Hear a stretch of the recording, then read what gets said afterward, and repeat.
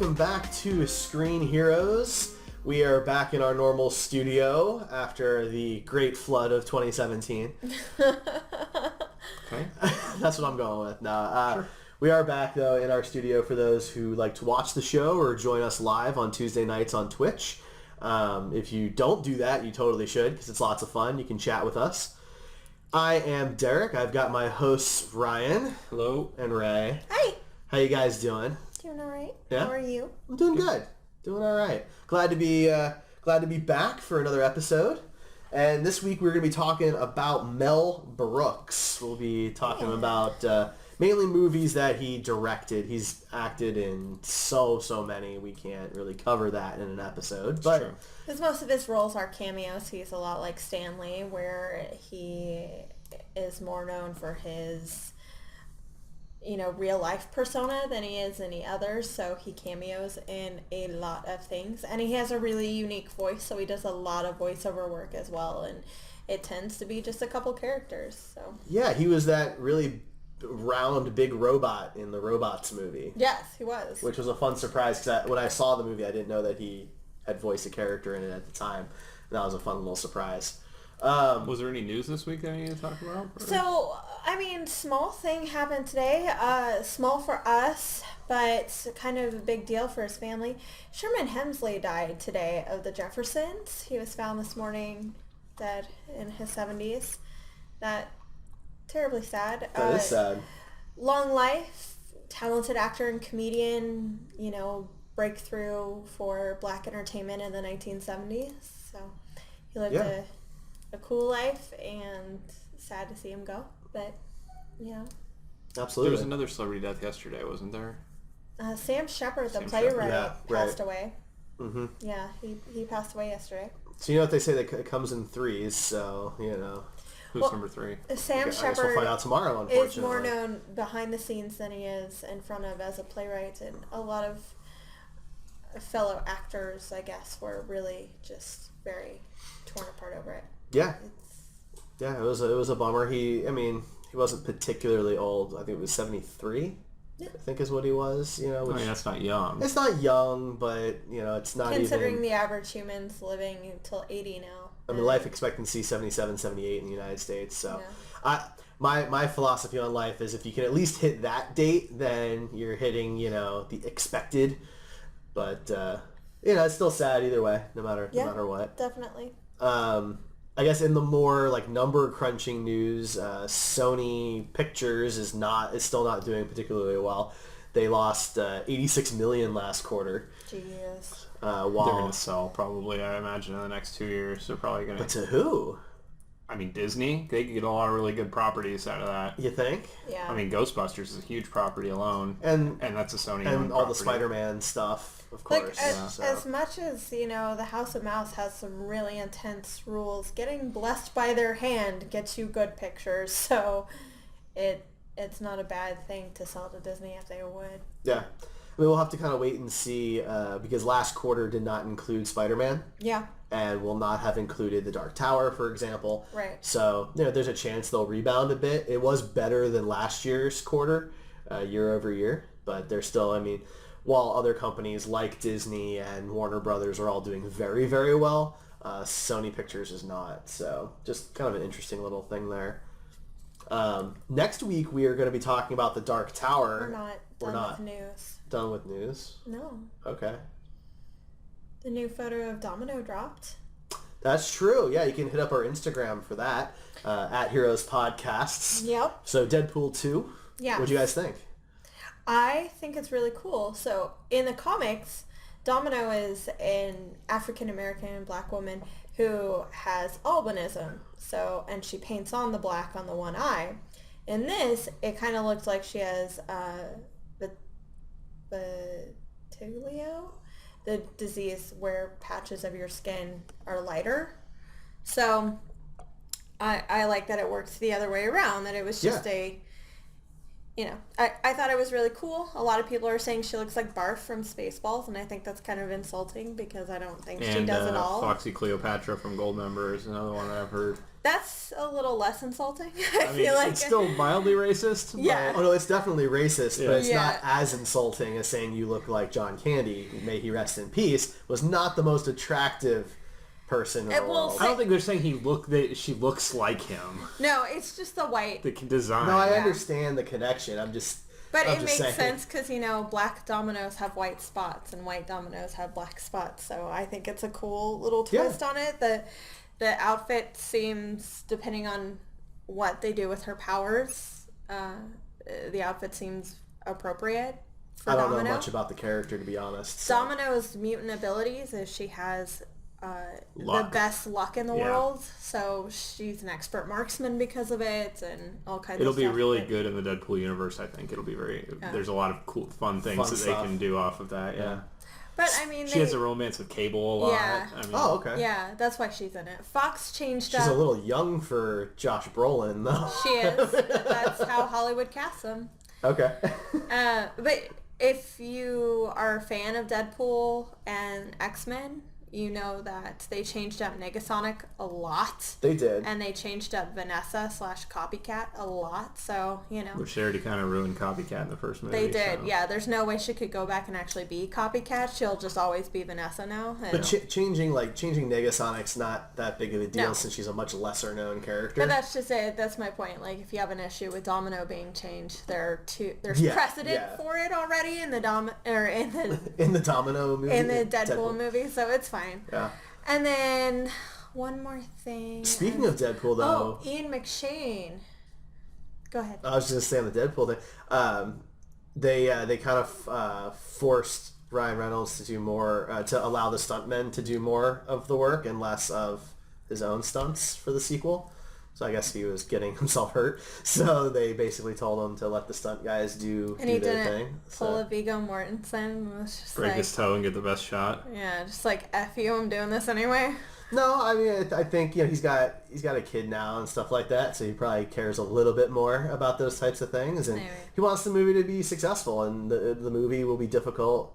It will be difficult for the movie to succeed if he injures himself significantly. Absolutely. So, That's true. Anyway, continue. Last bit, Ian McShane was just confirmed for Hellboy, Rise of the Blood Queen, which Yes. that's a fantastic title, don't get me wrong, but I'm still a little bitter that it's not Ron Perlman.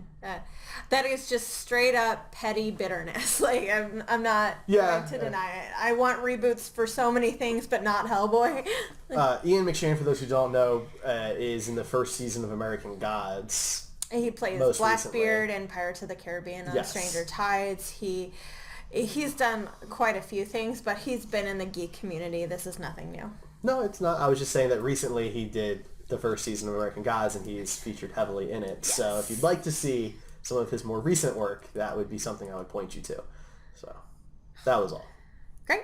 There is, I think, a small convention in Las Vegas happening this weekend. I don't remember what the name of it is, but... It's Star Trek Las Vegas. Oh, okay. Yeah, Yeah. it's the biggest Star Trek convention in America. Did you see one of our friends is featured? No, I didn't see that. Frank's featured, so good for him. Dr. Bones. I don't know what his cosplay name is. I think it's Bones McCoy. It is. So It is. Yes. Bones McCoy But he's cosplay not- was on the advert. He's not a real doctor, so... So ladies. So, ladies, yes, if he says he's going to take a look at that for you, don't believe him. Well, I mean, he probably still will, but not for a medical reason. For those wondering why Ryan may be plugging a particular topic, this has to do with what we did for Patreon in the month of July, which was if we got a certain amount of contribution, which we did. So thank you For the very first much. tier. For the first tier. Yeah. Thank you very much to our contributors for that.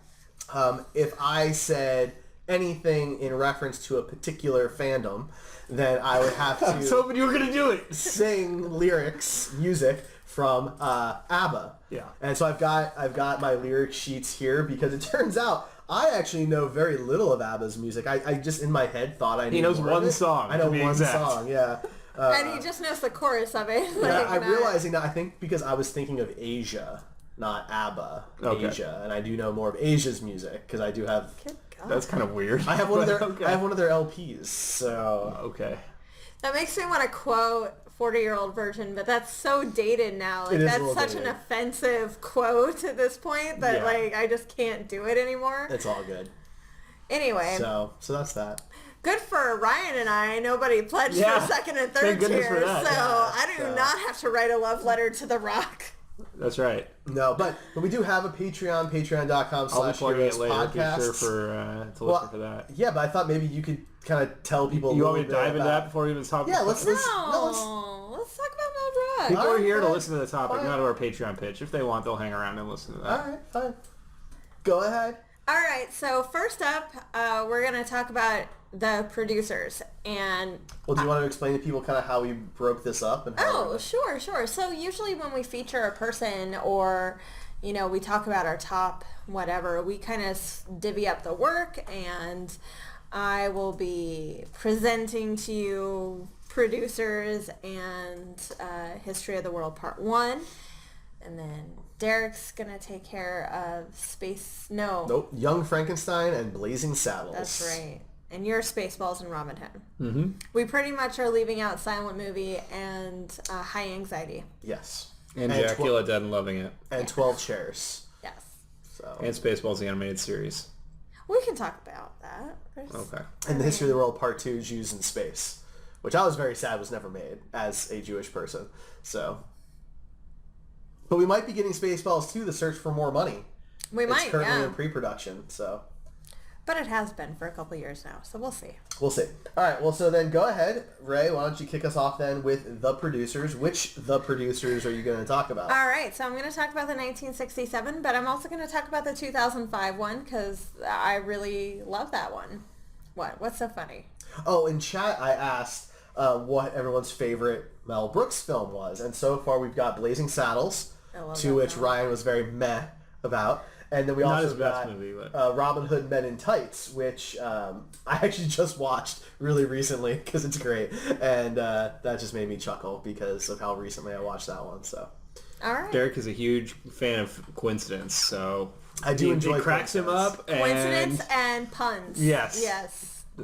I try to enjoy the small things in life, Ryan. Okay. Good talk. Are you going to talk about the producers? Yeah. I just really wanted to quote Bender and be like, "You're a wiener." Okay. You can. We're not explicit, but wiener isn't explicit, so. Anyway, so the producers. That was filmed in 1967, so the oldest movie on our list by far. Mm-hmm. And features the comedy stylings of Gene Wilder. Really... if you Who's in a lot of these movies. Yes. If you haven't seen it, the movie is about two producers who come up with this scheme to make more money off of a flop and then run away with it before the IRS can catch them. And it's pretty ingenious how they do it, but they still get caught. That's just Spoiler how it alert. goes. Yeah, seriously. Oh, no. I've actually never seen the producers, so. It's really... Neither of them?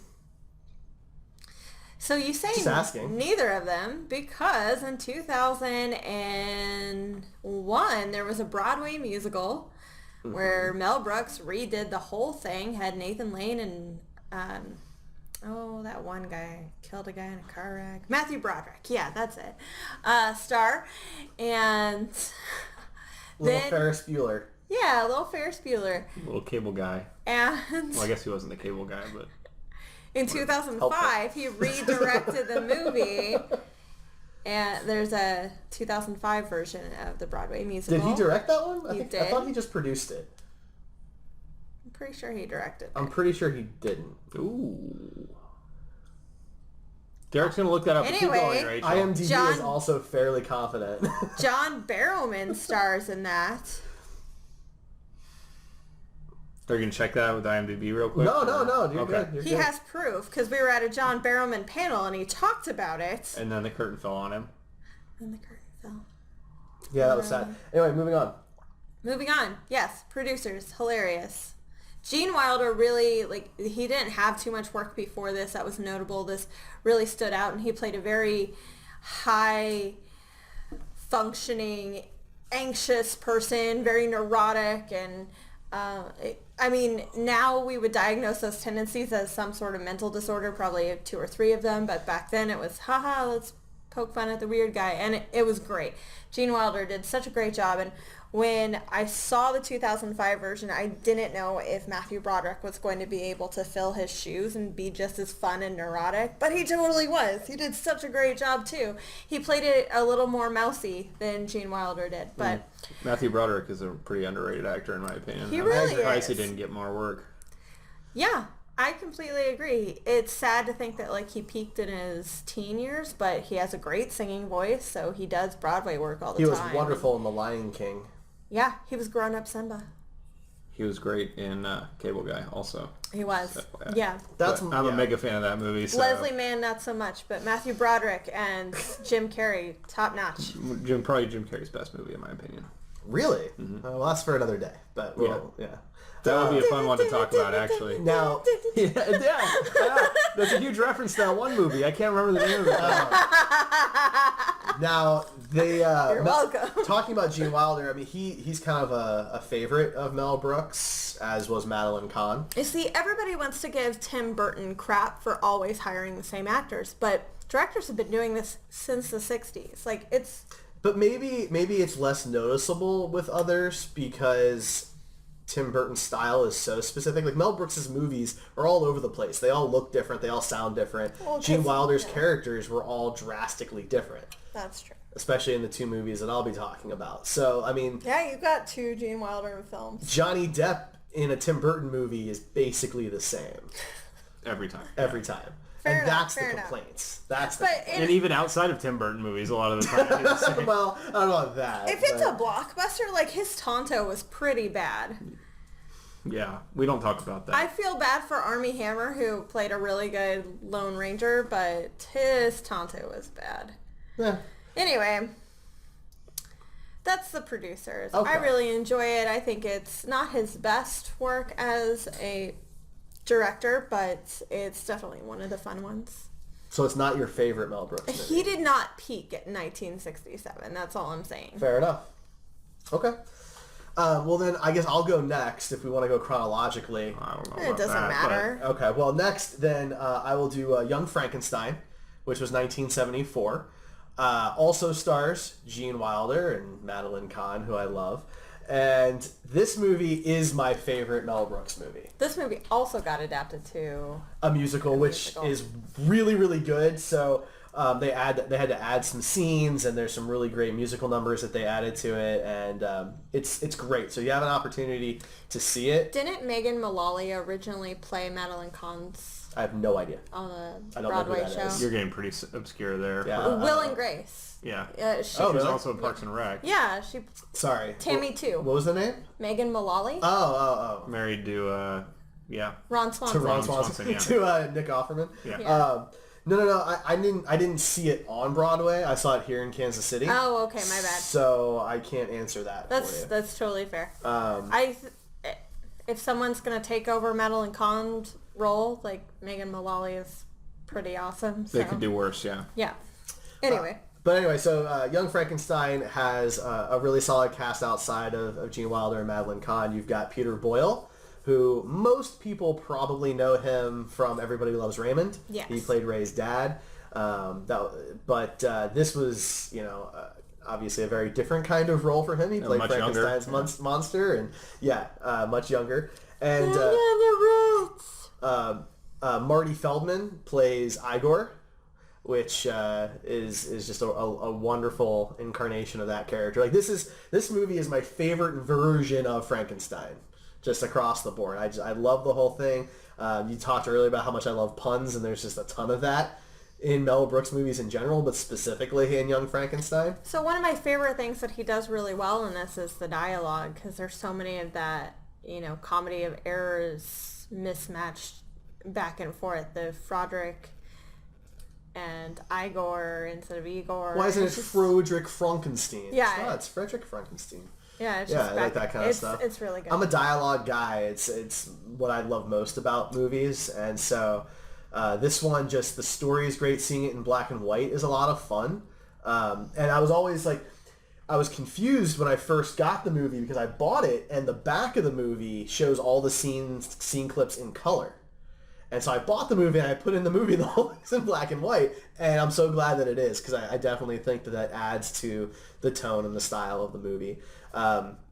There's some fun little notes about it, like the blind man is actually Gene Hackman, which is pretty funny for anybody who didn't know that. And that's one of my favorite scenes, where the blind man's trying to talk to the Frankenstein monster that can't speak, is just really great. So just the comedy across the board is really wonderful for me.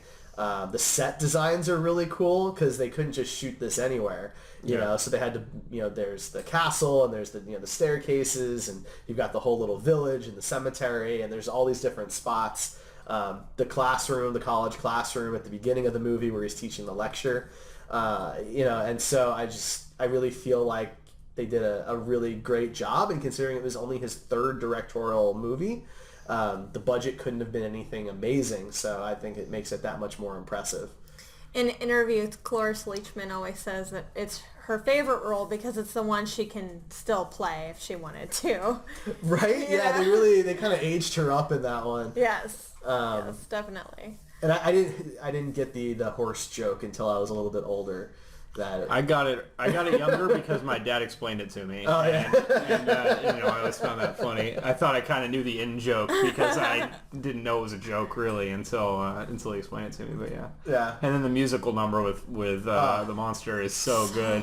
One of the best moments in cinema, in my opinion. It's just a really great scene. It does get featured a lot in like best ofs that AFI does, which is the American Film Institute, not a crappy scene band. It's not BuzzFeed? No. Oh. But yeah, that scene is really wonderful. It's a great musical number, and it's a lot of fun. I enjoy the whole movie all the way through from beginning to end. Whereas I feel like a lot of Mel Brooks's films kind of go off the rails at certain points, and that's on purpose. I know it's on purpose, but it doesn't always connect with me. And Young Frankenstein connects with me literally from the first scene until the end, the whole time. Mm-hmm. Everything about the train sequence when he's saying goodbye to his wife, who's played by Madeline Kahn, and they're having that cute little moment, and it's cute for him, but it's totally not cute for her at all. And it's just, I love it. I love the whole thing. So if you haven't seen Young Frankenstein, I really think it's his best work. Wow. It's a great movie. Best work, debatable, but yeah. Yeah, of course. I mean, that's opinion, but yeah. It's really it's a fun one. The music is really good too. It's got a really good soundtrack to it. That I don't know how many times I've hit on a guy by asking him if he wants to take a stroll. Hey. Yeah? You never used that one on me. Yeah, it's weird. I've never heard you use that on Derek, and I've been around you guys a lot. That's fine. Guess what's happening tonight?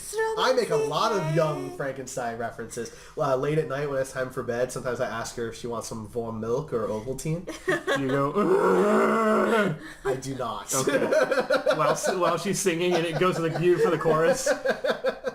I will say one of my favorite moments is towards the end of the movie when Madeline Kahn dresses up as the Bride of Frankenstein. Yes. I love that. So and she does like the whole like hissing thing and everything. She's got the hair. It's just so good. It's so good. She's one of my favorite actors of all time, so that definitely helps. As is Gene Wilder, so the movie's really a good fit for me. Mm-hmm. Great film. All right, Ryan, what is your first Mel Brooks movie on your list? Since we're going chronologically. But we can't, if we go chronologically, then I'm next, and that's confusing. Right. So. Well, we're going chronologically on each of our lists, which makes it more confusing. But you kind of have it's interesting. You've got the end of his career, and I've kind of got the beginning, and Ray kind of is in the that's true. Kind of split. So. Okay. Moving on. It's very interesting, Derek. I like dates. Spaceballs. Good movie. This is Ray's least favorite, I think, of all the Mel Brooks which films. is unfortunate, but she wasn't a big Star Wars fan 8 growing that up. We have here, or 6 that we have here, yeah. To be fair, Rachel wasn't a huge Star Wars fan growing up. She didn't get into it until later into her life, so maybe it was really maybe because you of two that. that got me into it. So this movie came out in '87, so 4 years after Return of the Jedi. So it was in a pretty good position to be a good satire of the whole Star Wars movement that kind of happened in the late '70s and early '80s. Had some a great talent that he didn't use in any of his other movies. Namely, Fantastic cast. Rick Moranis would be the big one for me, but Bill Pullman, John Candy, yeah. Rick Moranis makes me sad that he doesn't act anymore. I understand why, but it's his comedy in that movie blew that and Ghostbusters. I mean, awesome. Yeah. Oh man, Rick Moranis was the man growing up. Like I don't know how many times I Honey, I watched Shrunk the Honey, I Kids. Shrunk Come the on, Kids. yeah. And this was kind of like in his heyday. Yeah. You know, he had already done Ghostbusters a few years earlier, of course, and did Ghostbusters 2 a few years later. It was well done with Second City and the Canadian show he hosted. I don't know if you guys saw it. It was really funny. I never watched it. I'm aware of it. Oh, okay. Yeah. But yeah, I mean, it is interesting because, you know, we talk about Mel Brooks tends to reuse a lot of actors, and Spaceballs is pretty much an entire new cast other than himself. Yes. Yeah, which he does put himself in most of his movies. Several of them, it seems like. At least both of the ones on my list. Yeah, he's in both of them. I feel like he did it, like, as time went on, he did it a little bit more. Yeah. Like my next one, he's the main character in all the... Yeah. Versus, like, you know, he's not in Young Frankenstein. But so if you're not familiar with Spaceballs, it's basically a spoof of the Star Wars movies. You know, Darth Vader has a direct ripoff, Yoda has a direct ripoff, Luke Skywalker has a direct ripoff in the movie, and they know that, and they acknowledge the fact that, you know, that they're in it for the merchandising and like all these jokes at this expensive Lucasfilm and the Star Wars. Spaceballs the flamethrower. Yeah. Yogurt was great. That was Mel Brooks, one of Mel Brooks' roles in that movie. The other one was President Scroob. Right. Which is great. So, Because it's Brooks, backwards. Joan Rivers. You just figured that out. I did not know that. That is embarrassing. Come on, Derek. I never looked at the name. I never thought about it. I thought it was a joke about, like, being screwed. Okay. So. Well, sometimes you have to explain things to Derek. Yeah. Everything has, I mean, there's lightsabers that instead of coming out of a hilt, it comes out of a ring. I mean, there's the Force is like a beverage, apparently. The Schwartz. It's liquid Schwartz. It's liquid Schwartz. Yeah. Which implies that there's other forms of it, maybe gas Schwartz and I hear it's great solid in candy Schwartz. bar form. Probably. That's probably what the Spaceballs candy bar was made of. Nice. Probably. Anyway, great movie. John Candy is another one I forgot to mention, but yeah, he was also great in that movie. The scene with Dark Helmet playing with the little action figures is completely improv by Rick Moranis. Yeah, I mean that's one of my favorite scenes in the movie, and for him to have improv that is really great. So. Definitely one of my favorite scenes in the movie too. My absolute favorite scene in the movie is the videotape one. Oh yeah, You're looking at now. Everything that's happening now is happening now. That is one of my favorite scenes in any movie ever because I just think it's brilliant. Instant cassette, like it's just the whole idea was amazing. Because fast forward, because you know that if the movie companies could do it, they would do that if that was possible. And I love that. I always thought that was great. But you forgot Michael Winslow's in it too. Michael Winslow, yeah, not a big role, but who provides some great special effects. And there's a nice little anecdote about sound effects about how actually he saved the movie money because he could do the effect noises and they didn't have to pay somebody to produce them. So we've been jammed. Yeah, love that. Everything about that movie is great. I think that movie has the most like classic one-liners of all of the Mel Brooks films. You're probably right on that. Although Robin Hood Men in Tights would be pretty close, probably. That's true. I feel like Spaceballs is easier to quote. I just probably, But yeah, so great movie. I love Spaceballs. That was my favorite one growing up until I got a little bit older and I started appreciating Young Frankenstein a little bit more. Yes. But as a kid, totally Spaceballs, no question. Yeah, that one was the one I was most familiar with growing up. So totally agree. Okay. Ray. All right. We're on to your next movie then. Okay, so this one is my favorite. It is not the best. I totally admit that, but it's my favorite. And it's because it's the one I grew up on, which says a lot about my childhood because it's very inappropriate. And I got in trouble by yelling all the time that my tits were going to fall off. History of the... see how that would make people panic. Yeah. History of the World Part 1. Absolutely fantastic. One of the ones that's a great example of it going off the rails at the end. Yes. Yes. Yes. Once he decides to stop doing the period pieces, like, yeah. So all of his movies, except for really the producers, are satires or parodies of something. You know, there's the parody of the silent film and parody of the Western. And, yeah. I mean, High Anxiety is a parody of Alfred Hitchcock, and this one's kind of a parody of all the period pieces and literally all of them. All of them. Every single one. All of them. I mean, it starts, one of my favorite scenes in cinema, it starts by copying off of 2001 A Space Odyssey by showing the Neanderthals and the rise of the sunsets or rise of the sun. And you're trying to name one of the new Planet of the Apes movies. Yes, exactly. Rise of the sunset. That's going to be the next one. Of the apes. That's right. Well, and instead of, the first thing they do being violence, the first thing they do is masturbate. Just very intense, like they just lift their hands over their head and just go straight at it. And it was hilarious. I laughed so hard at that. It's so You good. are a sucker for masturbation humor. I mean, Mel Brooks does it well. Fair enough. I guess only he would know. I mean, I want to say that if you're going to make dick and fart jokes, make them well, Like, if that's all you're going to do. If that's your entire shtick, Yeah. Make it count. Fair enough. But they also have the French Revolution with Count de Monet, and they have biblical times where he's actually painting the Last Supper, or somebody else is painting the Last Supper, like Leonardo da Vinci's there painting it, and he's the server at the restaurant, and he's trying to take their order. Which is great. Yeah. My personal favorite is when Mel Brooks is Moses and he comes down with the 15 commandments and 10 commandments. I just really hope that's how it happened. That would make me happy. I'm not gonna burst any bubbles on the show, but The Spanish Inquisition was always my favorite part. Because it was that sounds about right. Shut up. Nobody expects the Spanish Inquisition, so. It was a 10-minute just musical about Torquemada and the Spanish Inquisition. And, I mean, I know the Spanish Inquisition was a terrible thing, don't get me wrong, but aren't we far enough removed that we can make jokes? It's too soon, Rachel. Too soon. Oh, God, you guys. Madeline Kahn was in it as this...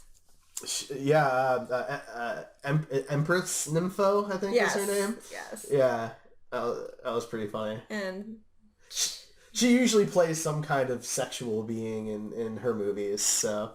In Mel Brooks films that he cast her in, absolutely. Yeah. Even in Clue. She did have like 5 husbands that were hers and then others. Please. Just saying. So. Loved her. Yeah. I have a feeling this month it's going to be Clue references from Derek instead of that other film franchise and TV franchise. The one thing that's really sad about History of the World Part 1 is that we get the teaser for Part 2 and it's never made.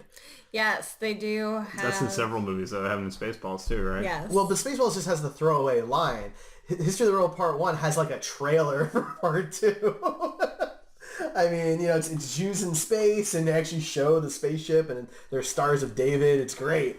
And Spaceballs is just like a throwaway line. God willing, we'll all meet again in Spaceballs 2. The search for more money. There's so much that goes on in History of the World Part 1. I think that's why it's one of my favorites is we've talked about a ton of different stuff already and I can keep going. Dom DeLuise is in there and he's great. He is, yeah. I feel like it's the one that holds up the least. It's not very good to watch now in a more accepting, tolerant culture. I mean, there's gay jokes that probably shouldn't have happened, and there's a whole scene where they joke about raping the French queen. So parts of it are a little more difficult to watch now as an adult, but I like to look back on what I remember as a kid and have my adult self recognize that there are certain parts of that movie that are not okay, and they never were okay. People just let them by. Right. Yeah. So that's an interesting point. That's fair. Yeah. Comedy always tries to push barriers, and some people don't like it, and some people do, and And you're always going to have that argument of what's worse, suppressing creativity and freedom of speech or alienating and offending. Expensive, Right. Yeah. It's going to be a back and forth, and Mel Brooks doesn't push those buttons anymore. I mean, even in the movies after that, he didn't push those buttons, so... No, not really. They were a little bit lighter. I mean, Spaceballs, doesn't really have any of that kind of stuff. Robin Hood Men in Tights, they make references to the married men being gay all the time, and it's done in such a comedic way that it doesn't ever come off as offensive, at least not to me. I don't know. I don't think it was done in a way that was offensive, but I'm not gay, obviously, so I can't, I can't be offended. Obviously. I mean, if I was offended, what would it matter? Having heterosexual sex right now on the podcast. Right. Well, something like that. Yeah. Wow. I'm not actually doing that for the audio people. Really, I'm just sitting here. I really feel like there would be different noises. I can't confirm or deny. Fair enough. So my next movie... Rachel's very uncomfortable right now. I am. Also came out in 1974 with Young Frankenstein, which is kind of crazy to think about. And that's Blazing Saddles, which is another movie that probably doesn't hold up all that well. It's You could not make that movie today. That's the thing. Like You could still make History of the World Part 1 and just cut a few parts. You could not make this movie today. I mean, the whole point of Blazing Saddles is racism. That's the whole point of the movie, and it's done in such a way to show that racism is a bad thing. But yeah, you could not make that movie today. It just wouldn't work. It's another Gene Wilder film. Madeline Kahn is also in it, though not featured quite as heavily as some of the other ones. And then... but what woman doesn't relate to the I'm Tired song? Like, that song, man, that's our anthem. Fair enough. I don't hear a lot of women singing it for it being their anthem. But, it's actually the password to get into our all-women... Well, why would you say that on the podcast? Now it's out there. You guys are going to have to change the password. Yeah, they have to change it every 90 days. So. Oh, okay. It's true. We have a ton of men that just sneak into our Wonder Woman showings. So. That's true. It's true. Yeah. But the star is actually Cleavon Little, who hasn't really done a whole lot after that movie.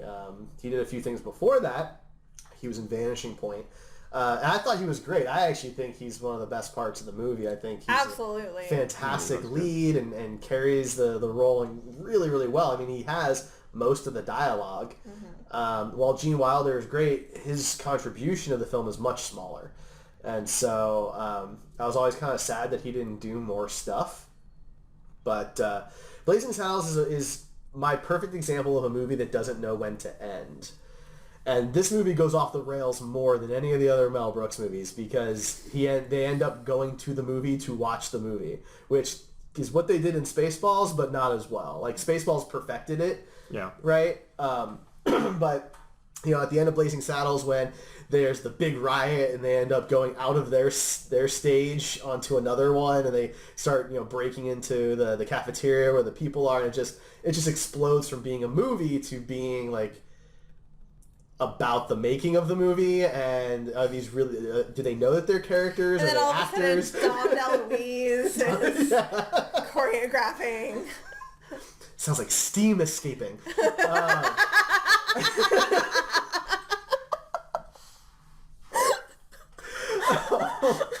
Sorry. But that's my point, though, is like at that point in the movie, like, do the characters still know that they're characters? Are they the actors at this point? There's some go off screen fighting, they come back on, and they're in a good mood again. There's the pie throwing. It was meta before being meta was cool. I guess. Like, it's too meta to make any sense. Yeah. At the end they end up at the the walk of the star, the hall star. So if you just want to turn the movie off at 75% in, you're not going to lose too much.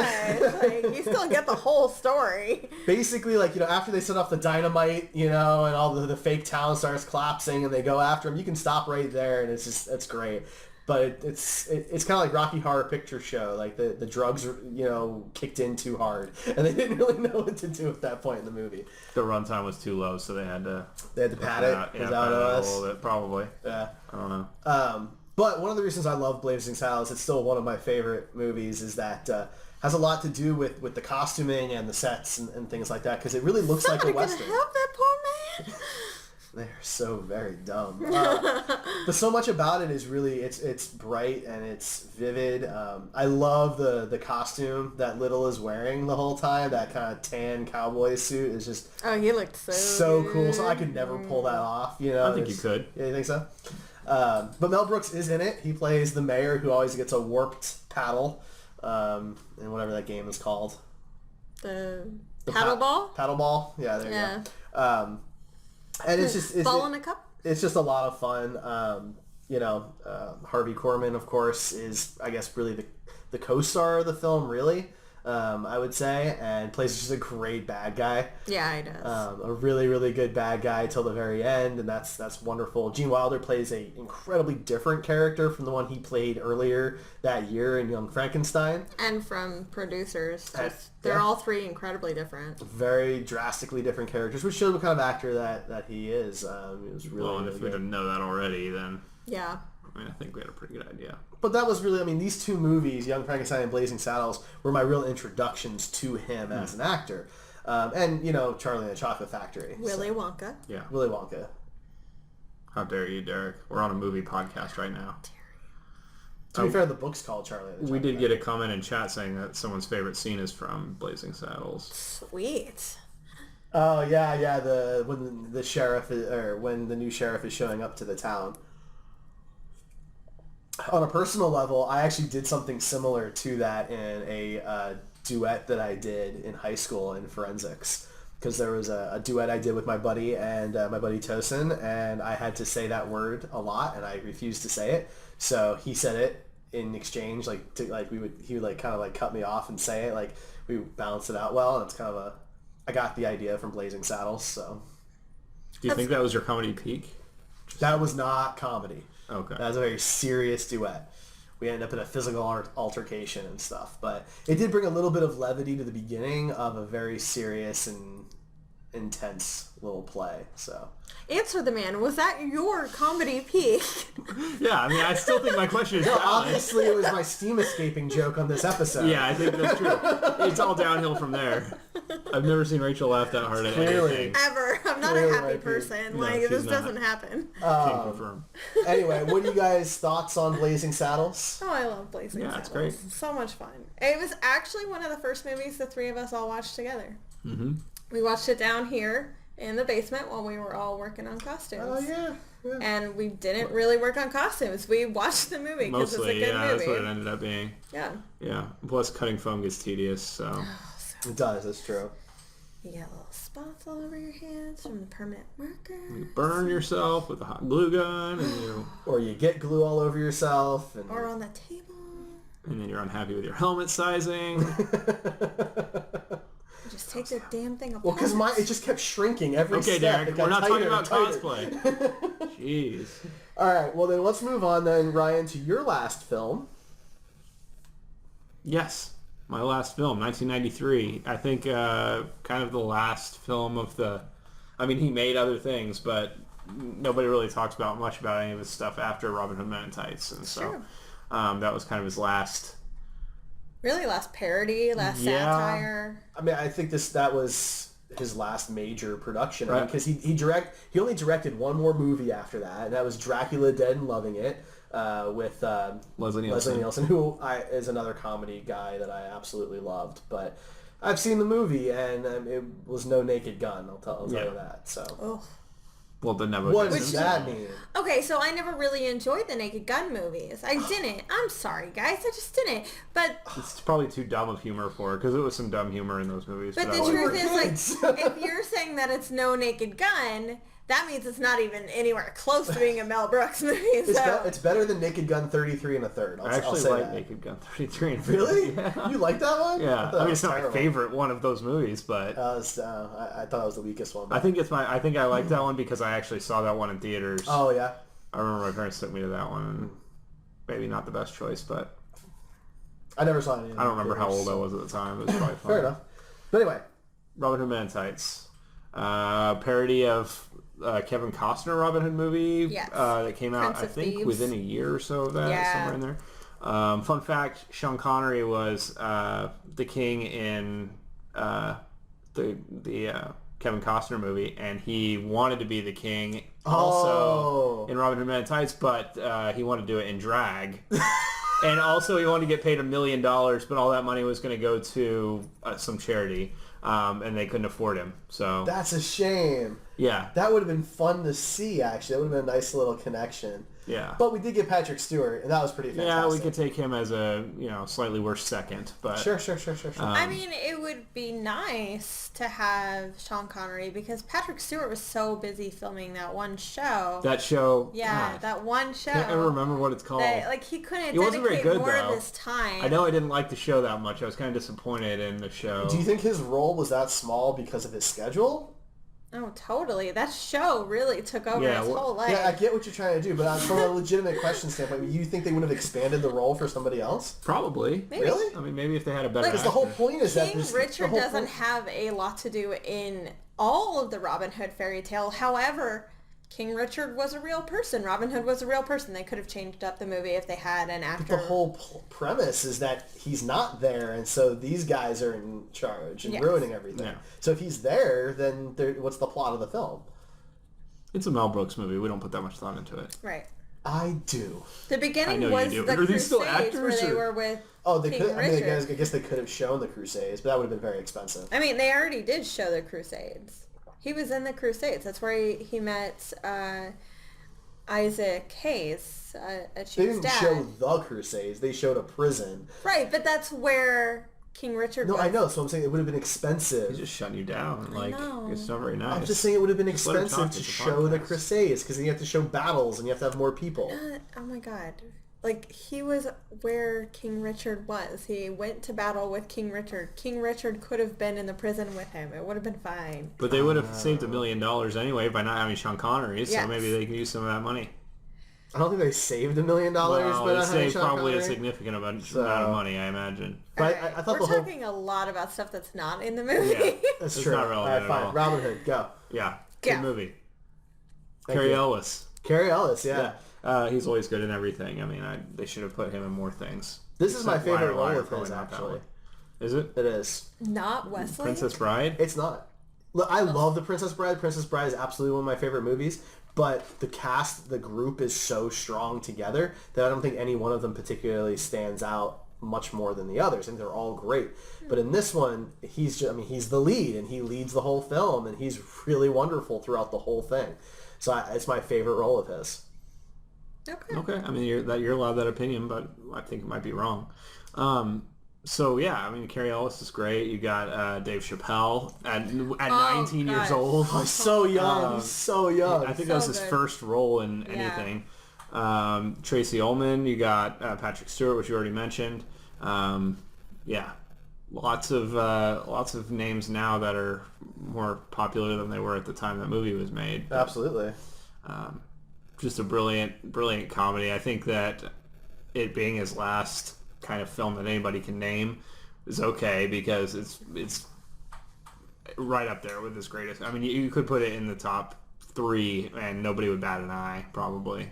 I wouldn't argue with you. You probably have really good points. I mean, Blinken may be one of the best written comedic characters of all time. So good. Did you say Abe Lincoln? No, I said Abe Lincoln. I love how he's basically Ringo. Lincoln, fix your boobs like a bleeding Picasso. But that's a good point. Lincoln was really fantastic. So good. Yeah, and Little John, with that stick scene, so good. We get no toes. Slapping. We don't get no rolls. I made that up. He's like drowning in the tiny like puddle of water. It ain't the Mississippi. So good. I'm on one side. Now I'm on the other side. I'm on the east side. I'm on the west side.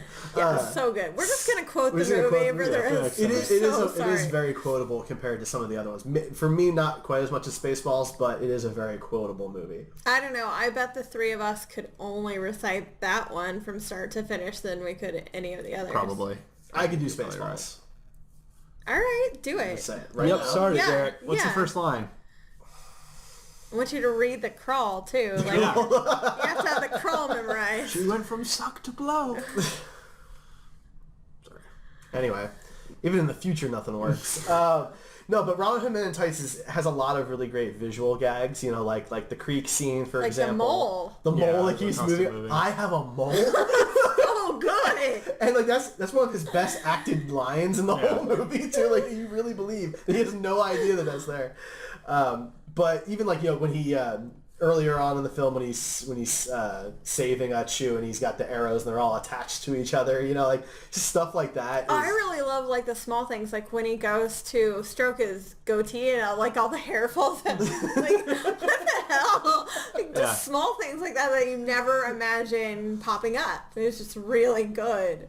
Doc Rev likes when Dave Chappelle says, "All right, honkies, time in." When he's losing air in his shoes, he's got to pump up. That was great.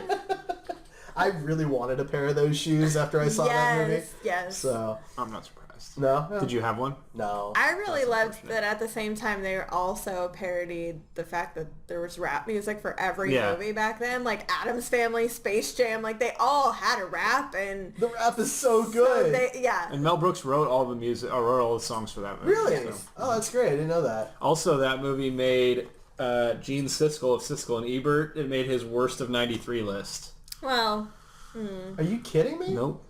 It's funny we look at that as a classic, but yeah, back then he was very poorly reviewed by him, apparently. I never liked him. Critics tend to be really harsh on parody stuff. On comedies. Yeah, comedies. Unless it's a romantic comedy, right? Well, so Judd Apatow makes The Big Sick, and it's a good movie, but I think Judd Apatow as a whole, and I can say this knowing that he can't affect my career right now, is very overrated.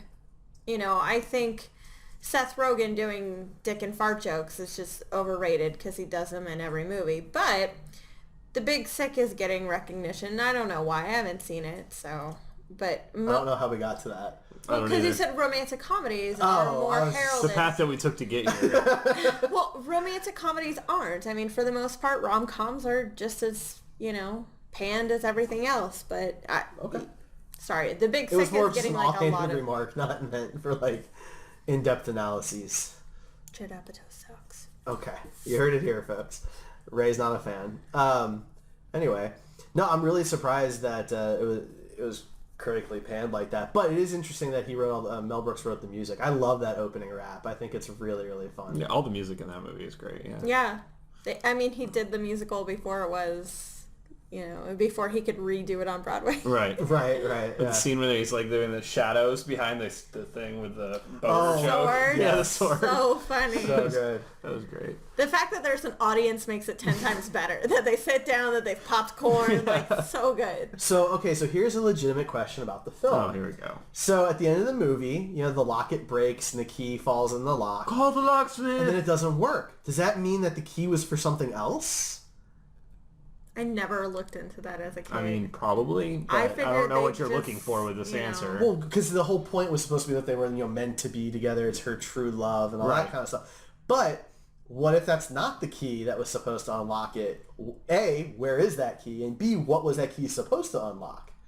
I'm very curious. You guys don't care at all? No. I've never once thought about this. I just figured, well, they're going to weld it off of her. So. Yeah. Or get a big saw.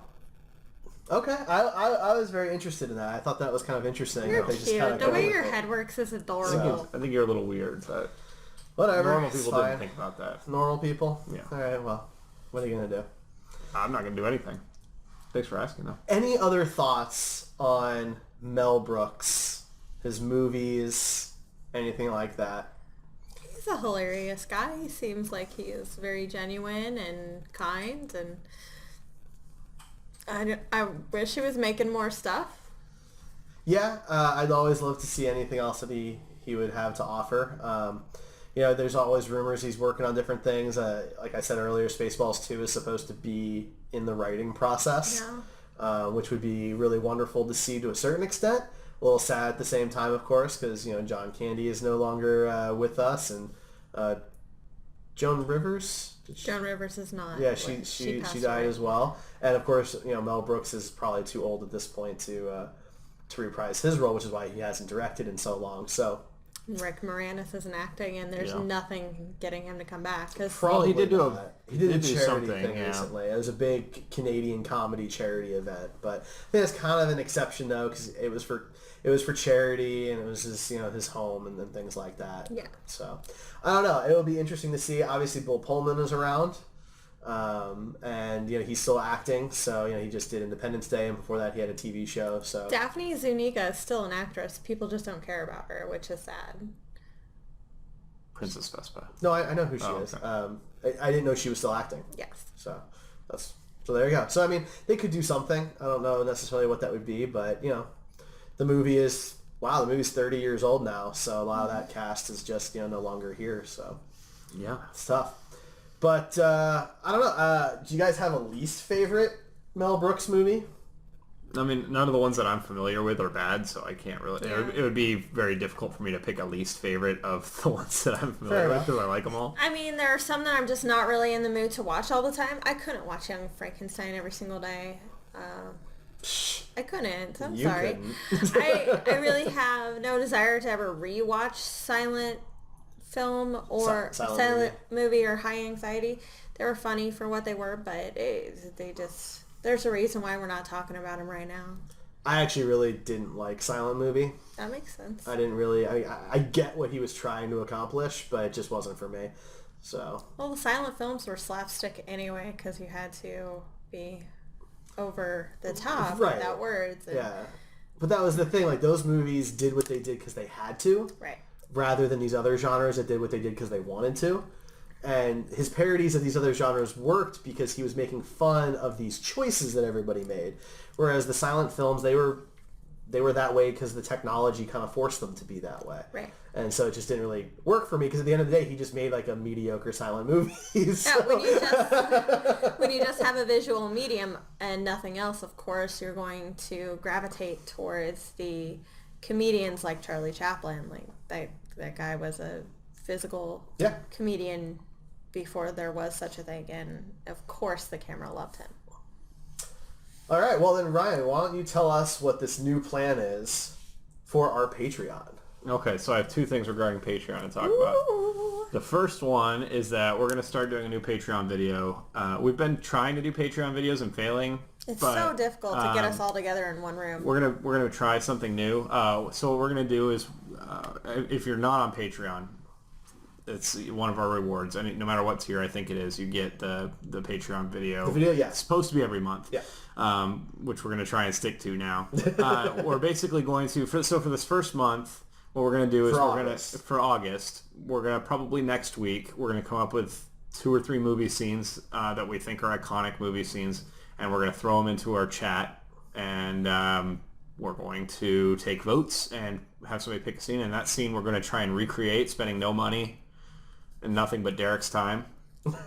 And just that's going to be our Patreon video each month. We're going to recreate. And it doesn't have to be movie scenes. We can do TV scenes too. I know there's some Scrubs scenes that Derek would love to be a part of. All of them. And I think we can come up with some cool stuff. But we might pull some of our costumes out of the closet, or Batman might come over to help out, or John and Ian are going to be involved in this I'd like too, to volunteer to be the T-Rex from Jurassic Park. Okay, we're probably not going to do that one first.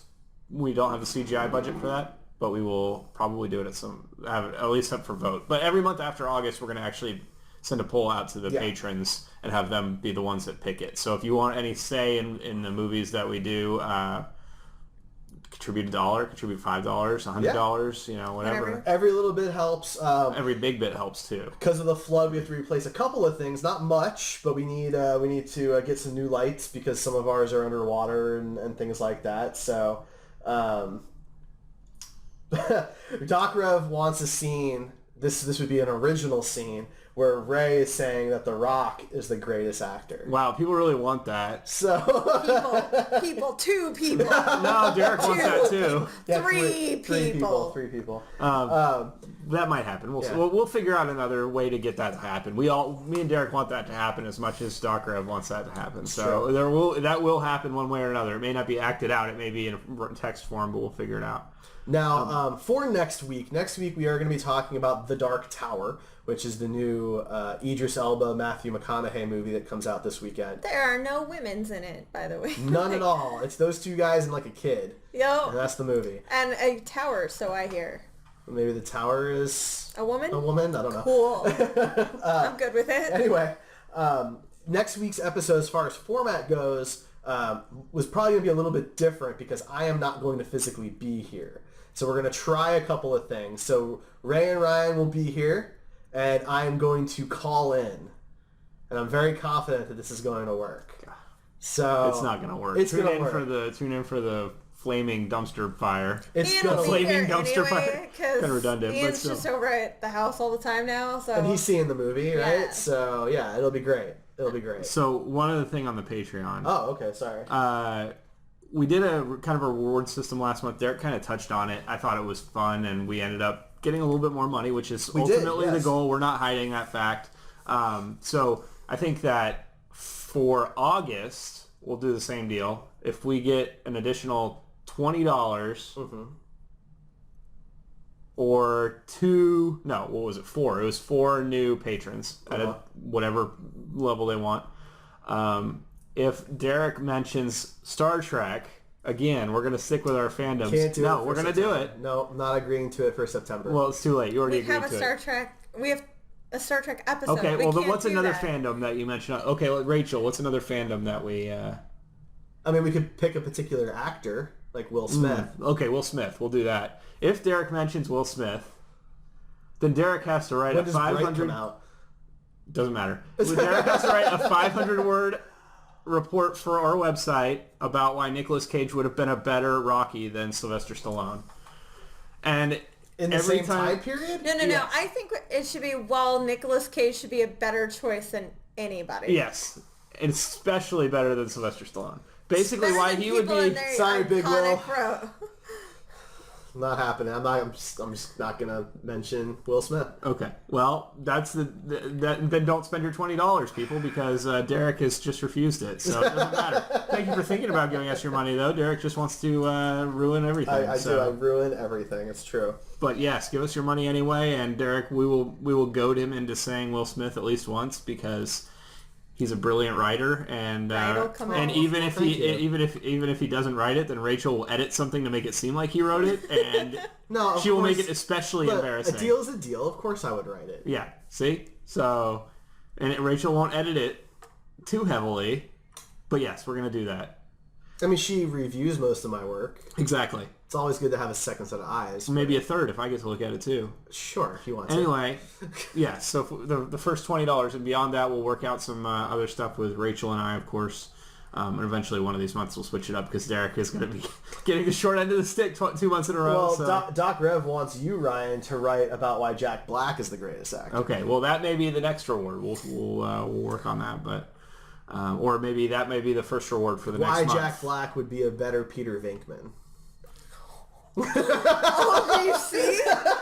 Do you see the repulsion? Anyway, thanks for joining us this week, guys. All right, thanks, Give everybody. us your money. We'll catch you guys next week. Check us out at heroespodcasts.com, at Heroes Podcasts on all the social medias. Check us out. We'll catch you next time. Bye. Bye.